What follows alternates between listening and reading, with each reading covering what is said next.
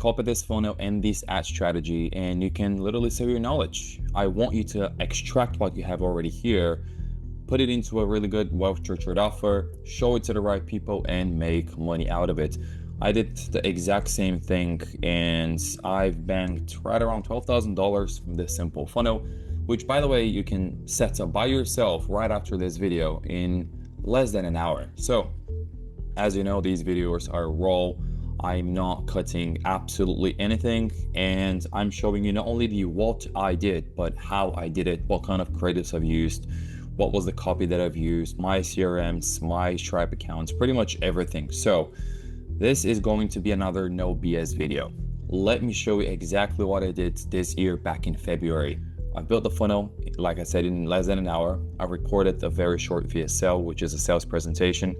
I recorded the ads, I've launched it, and I think in day number 4 we got the very first application, and then until day 14 we had the first sale, and at day 30 we had made $12,000 with this very simple funnel, which, as I said, you can set it up in less than a day, even if you don't have any experience. Now there's 4 different stages that I will walk you through.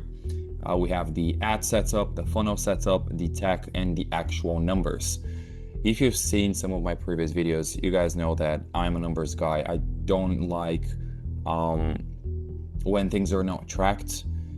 For example, in my previous videos where I'm talking about the Instagram paid funnel, you guys saw that I'm tracking pretty much everything. Not qualified, underaged, no answer. Pretty much everything that I can track off, I'm doing it. So I can figure out which step of the funnel, which step of the campaigns are not optimized well enough, so I can fix them, improve them, and spend less, make more money, and be more profitable. So I want to dive right into the deep waters and show you what kind of campaigns and ads I've structured. First, I will show you the whole thing, and then I'm going to show you the ads manager as well, just to back up the proof, just in case you're thinking that that's not true. Now, the ad setup.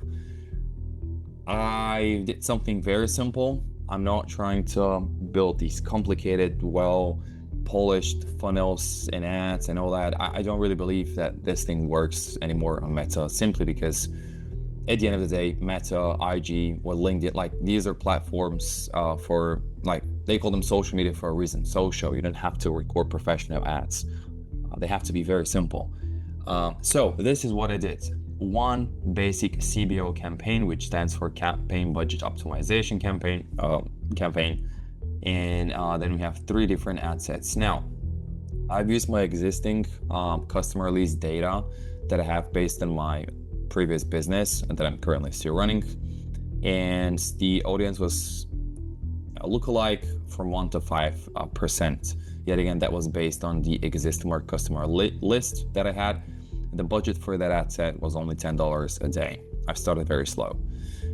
Then the second ad sets and the third ad sets were very simple interest-based targeting. For example, Robert Kiyosaki, Grant Cardone, Russell Brunson, Iron Man, whatever you want to target. Of course, you can test. I can even tell you what kind of interests I've targeted. Actually, I'm going to show you later on, but let's say if there's 1 million people who love Iron Man, for example, you want to target people who love Iron Man, the movie. Well, let's say there's 1 million people. That doesn't necessarily mean that if you target Iron Man, you will hit those 1 million people. You're going to hit a very tiny little segment of the market. And let's say based on your budget, let's say with 100,000 people that might be interested in buying your product or service. But if you hit something else, like another segment of the market, they might have 0 interest in buying your product or service. Let's talk. This is all about the campaign, by the way. 1 campaign, not 50. 3 ad sets, not 50. I'm not mixing the interest-based ad sets.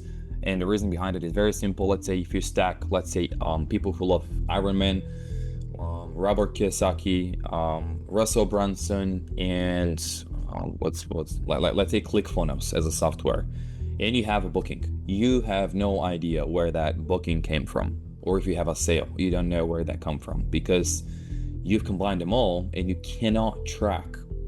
You can at the back end with UTMs and very difficult, complicated systems, but the idea is that you have to make it simple. Don't mix the interest-based one simple interest targeting per ad set, and I did 2 with one lookalike, which was from 1 to 5% based on my customer existing list. Now, this might look scary. In fact, it's very simple. Every single ad set has the same 4 ad creatives. That's why it looks messed up. But yet again, every single ad set had the same ad creatives. Now, in terms of ad creatives, I've tested 5 and 4 of them were winners, which is surprising, to be honest. Now, let's take a look at what actually worked. For whatever reason, I did my market research the other day, and I saw that people are not running these videos, typical ads. Instead, they're running these note self-made ads, where on that very note, as you can tell, I just explained what I did. Like after 18 months, I finally decided to show you how I've made a 1.1 M a year with only 500 followers. This process took me from working in $720 an hour to making 1 mil in 18 months. Sign up for the free training, and no, you don't have to have any skills, no ads, no copywriting, no funnels, no followers, no showing your face in camera. That specific offer I ran, as I said, to people who wanted to start a social media profile on Instagram. And what I was teaching them there was how to create content and get clients with content organically. So this is the ads that I ran. I'll show you later on the ads manager as well. I did the exact same ad, but with a black background. I've split tested those, and you will be surprised once I show you the ads manager how many leads we got from this creative and how many leads we got from this creative. That's why it's important to always split test and test multiple different angles. But the other creative that we have was this one. I was in Santorini, and I've just recorded a very simple ad. Hey, I said the exact same thing as here. After 18 months, I've decided to share my strategy, but I was in a pool in Santorini, and there was a really cool view behind me. I was with my wife back then.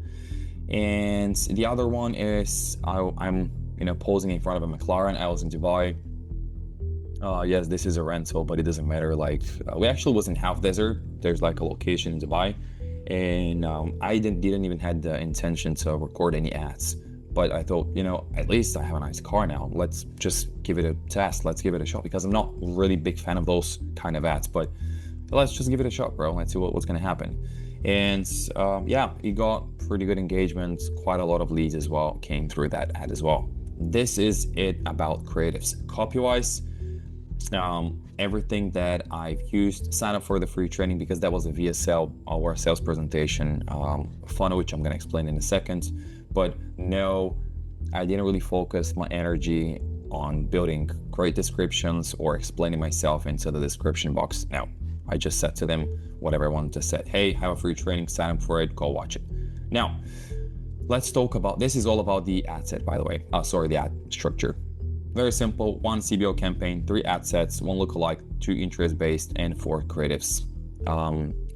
2 of them was curiosity-based ads, which were the same. I just tested a different background color, and the other 2 were status-based ads. Status-based ads is essentially you showing off status delta. It could be showing off your watch, but enough, I'm with my Cartier Santos right now, but yeah, showing up status in terms of a car, nice place, nice background, nice view, watch, whatever. It could work out. Now, it's time to talk about the actual funnel. Funnel-wise, I'm always keeping things very clear. We have 1 landing page, 1 presentation page, 1 application page, and 1 thank you page. Now, let me show you the actual landing pages that I've used. Fairly simple. We have 1 headline. Actually, I'm going to show later on like some explanations as well, but this is my sign up page. So all of the traffic from the ads were coming through here, and this is like an animated GIF. I think it's called GIF, right? Where this is just like looping, and the headline was start your own personal brand and generate your first 5 to 20K without any followers. Sign up for the free training, and as soon as they click here, a pop-up will show up, and they will be able to sign up so they can watch the free training. Now, as soon as they click on that button here, they will land on a second page, which is the actual presentation page. This is my VSL, and yet again, I have the same headline as on my ads, and the VSL was 15 minutes long. As soon as they watch it, they'll be able to book a free call, which essentially is my funnel. They're gonna watch that. Once they click on the application page, book an application, they will land on another page, which is page number 3, or the application page. They'll be able to find space and fill the application here. And as soon as they're ready, they're gonna pick up a time and answer some questions, qualifying questions. They will land on my thank you page. My thank you page was fairly simple. Yet again, we have 2 steps. Make sure to confirm your call by clicking yes. I just gave them instructions. And step number 2 is watch this free short video, just for you to know what's going to happen on the call and what you need to do prior to the call, just to nurture them a little bit more. This is it about the funnel, and I just pulled up some of the bookings that we got here. We was booking quite a lot of leads. I would say I'm actually going to show the data later on, but some of them were qualified, some of them were not really qualified. The show up rate was surprisingly really good. I believe about 55-60%. Based on that, I didn't really had any email backend structure for follow-ups except Calendly. But yeah, I was surprised. I was expecting something like 30 to 40%. And if you guys are, in the info space, you know for a fact that show up rate could be as low as 10% if you don't have the right systems in place. But yes, we have a lot of applications. These are just a few of them. Now let's talk about the tech that I've used. At the top of the funnel, we've used Meta ads. We run those on Instagram and on Facebook. I just added some notes here. Focus on making 3 to 5 creatives. Be focused on to talk about your pain points in the ads. Do not record high quality produced ads because they're getting high CPMs. I'm telling you, I've tested this over and over again. Just use your phone and it's gonna do the job. Do not add any friction in terms of additional steps in the actual ads. Tell them who you are, what you do, what's the opportunity, and what's the CTA. Now, the way that I've built my landing page is by using ClickFunnels. This is a funnel building software. You can sign up for the free version as well. It's like $97 after the 14 days trial. But on this part here, on the landing page, we have one headline, which is the promise. We have one sub headline, which is the without fears section. This is just to break some beliefs from the get-go.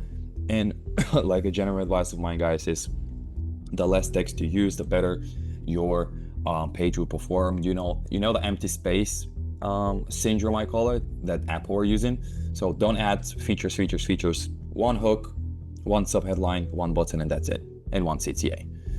And then for scheduling and reminding, I'm using Calendly. You can yet again subscribe for the free version. There's a free trial, then it's like $9 or $19 a month. I'm using 10 questions to qualify and most importantly disqualify the people that are filling these applications. I'm using 5 email reminders on Calendly because Calendly had the option to send these follow-ups prior to the call, and they're unlimited. You can send like 50 emails if you want prior to the actual call. And I've used 2 SMS reminders. Of course, you need to collect the phone number here, which adds a little bit of friction to the whole application process. To conduct calls, I was using Zoom. We all know what Zoom is. Just like a general advice, get into the actual call 10 minutes prior to the call, because I've seen some of the call applicants that have booked a call. They've been entering even like half an hour prior to the call into the, they've been clicking on the Zoom link, and in 5 to 10 minutes, they're gone. And I don't know why they're doing this, but they've been doing it. So get into the actual call 10 minutes prior to the scheduled time, just in case. As well, record your calls for revision so you can collect some feedback. This will help you just improve your sales process in general, and pop your camera on, because if your camera is off and you're in a nasty place, in a dark place where your face cannot be even seen, you're not doing yourself a favor. And to collect payments, which is the main point here, I'm using Stripe. Make sure, as a rule of thumb, send the invoice on the actual call. And if you can, collect the payment over the phone. Ideally, this is what you should do, simply because if they tell you, yeah, send the invoice, I'm going to pay it after the call. I'm like, is there any reason why wouldn't you pay it on the call? I just want to make sure that everything's going to go smooth, and if there's any error, we're going to fix it right here on the call. Reason behind it, people love to say, people are afraid to say no, and they just prefer to say, I'll do it later on. Don't do that. Collect the payment over the call. Okay, now let's talk about the actual numbers, which is my favorite part. probably the most boring part for you, but nothing makes sense without numbers. Now, there's 3 different things that I want to cover when it comes down to numbers. We have ads numbers, we have video presentation numbers, and we have booking numbers. When it comes down to ad numbers, this is the overall what cost me, what kind of results we got, and what was the cost of that. So a total of the total amount that we spent was $3,000, $345 actually, $3,300. And we have 129,000 impressions. CTR was click-through rate 1.21, which is kind of low to be honest. Cost per click 92 cents. Landing page views 1,375, and we have 355 leads. Now the cost per lead was $9.42. I think that that's absolutely awesome. I mean, I'm happy with it. A cost per landing page view was $2.43, which means that even though that my CTR is low, people are clicking on my ads. And then we have the CPM was $25. That's quite high. Yet again, I was targeting only the US. And that is it in terms of ads numbers. This is the most important part of your front end of the ads. Now, let's talk about the actual video presentation numbers. Now, what does that really mean? Well, think about this.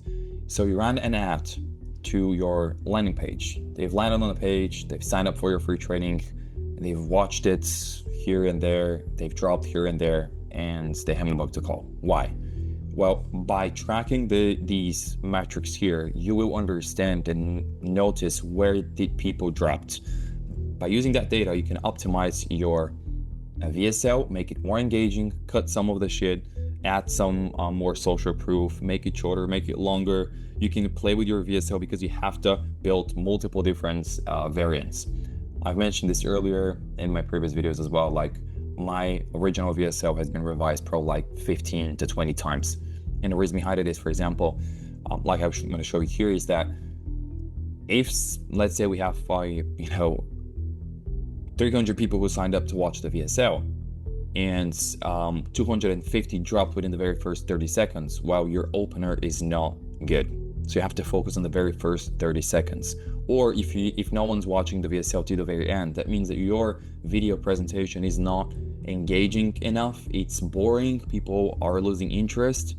And let's say if half of them are dropping halfway, that means you have to shorten it and make it more appealing, more valuable, and more quicker, if that makes sense. All right, that's why I'm tracking all of that data. Now, this is what we have. 30 seconds of watching the VSL, we have 184 people.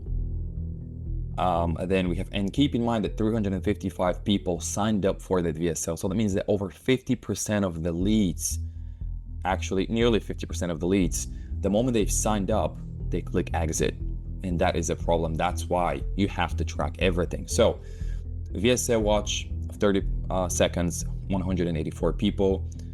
169 people watched only 1 minute of the VSL, and that cost me $20. 123 people watched 3 minutes of the VSL, and that cost me $27 for someone to watch 3 minutes of the VSL. Then we have 104 people watched 5 minutes of the VSL, and that cost me $32. Then 74 people watched 10 minutes of the VSL, which cost me $45 per person. Then 59 people watched 15 minutes of the VSL, which cost me $56 for someone to watch 15 minutes of my VSL.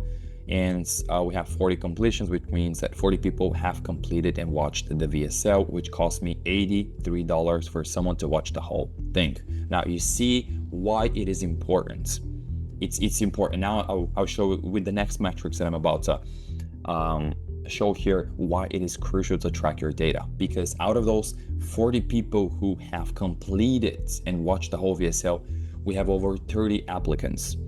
30 people have booked a call, which is, I think, like 80%. So 80+% of everyone who watched the VSL booked a call because they've consumed it, they saw the value, and they were very interested in actually learning more. So let's get into stage number 4, which is the actual booking numbers. Now, we had an ad, they landed on the landing page, consumed the VSL, filled the application, and now they need to book a call. Let me explain what we have here. As soon as they watch the actual VSL, they will have the option to click on this button here, book a free roadmap call. Yeah. Now, I've tracked even what was the cost of people clicking on that, because it doesn't necessarily mean that if they click on this button, they will fill an actual application. And here's the actual truth. So 98 people clicked on that, which cost me $34. 110 landed on the application page, and that cost me $30.42. Now, there's a missed data, if you want to call it, like these don't really match. And the reason behind it is because if someone lands twice, or like watches the VSL 2, 3, 4, 5 times, or they just, close it and get back to it so they can schedule a call or fill the application, it will still track it as, a landed on the application page, because I'm not using Hyros. Hyros is tracking it way correctly. Now, out of those 110 people who have landed on the application page, only 30 booked calls. 30 people have booked a call, which adds to be cost per book call at $111.52. Now, let's talk about, this is all about the booking data, by the way. I want to talk about something else, by the way, because you might be thinking and you might be questioning yourself, but Alex, how the hell 98 people clicked on the call button, but only 40 watched the whole VSL? Well, the button will pop up after 2 minutes of them watching the VSL. So not everyone was watching the actual VSL. Some of them watched 2 minutes of it, they clicked on the button, and that's it. They didn't really, move forward. But out of those 40 people who have watched the whole thing, 30 have booked a call. Cool. Now, let's talk about something else. Out of those 30 booked calls, we have 10 that were not qualified. We have 9 that showed up. So if we get rid of those 10, we have 20 leads that were kind of qualified and qualified. 9 showed up, which is right around 40 to 50% show up rate, which I'm quite happy, keeping in mind that I didn't really have a follow-up system well built. I was using simply the Calendly one, which, by the way, cost me cost per show up $370. And out of those, I've closed 3. What's that actually? 30%? 30% close rate, which is not bad. 3 closes, which adds to be a CPA or cost per acquisition of $1,115. Total revenue collected, total revenue numbers, $12,000, because I was selling a product for $4K, but no, of course, everyone can afford that. Total cash collected was only $6,000. And in terms of ROI on revenue, it was 3.58. So every dollar that we spent, we have $3.58 out, and the ROI on cash collected was 1.79. Now, this is as well the transaction that I got from all the payments. That's like, it's not like $6,000, it's like $5,800, something like this. I'm using, this is AD because one of our payment processors are based in Dubai. So this is what do I have in terms of running that funnel. Fairly simple setup. Funnel, you can set it up yet again, as I said, less than a day. Ads, you can record them for 15 minutes. The tag can be set up in less than an hour. And you can try this not only with one, because I've been spending like $100 on this, even though that I told you that, you can start with $10 a day. Yet again, this is the budgeting option. Overall, think about this in terms of ads. So you guys can spend anywhere from $10 to $100 to $1,000 to $10,000 a day. It doesn't matter. The more you spend on ads, the quicker you're gonna get.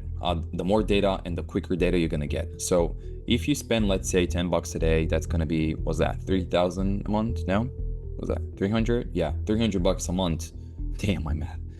If you spend $100 on ads a month, you will get the same data that I'm gonna get if I spend $300 a day on ads. Okay, so doesn't necessarily mean that the more is better, because your ad account, if it's brand new, of course, you're probably not gonna even spend $100 a day. But yes, I wanted to test it aggressively, and this is what kind of results we got.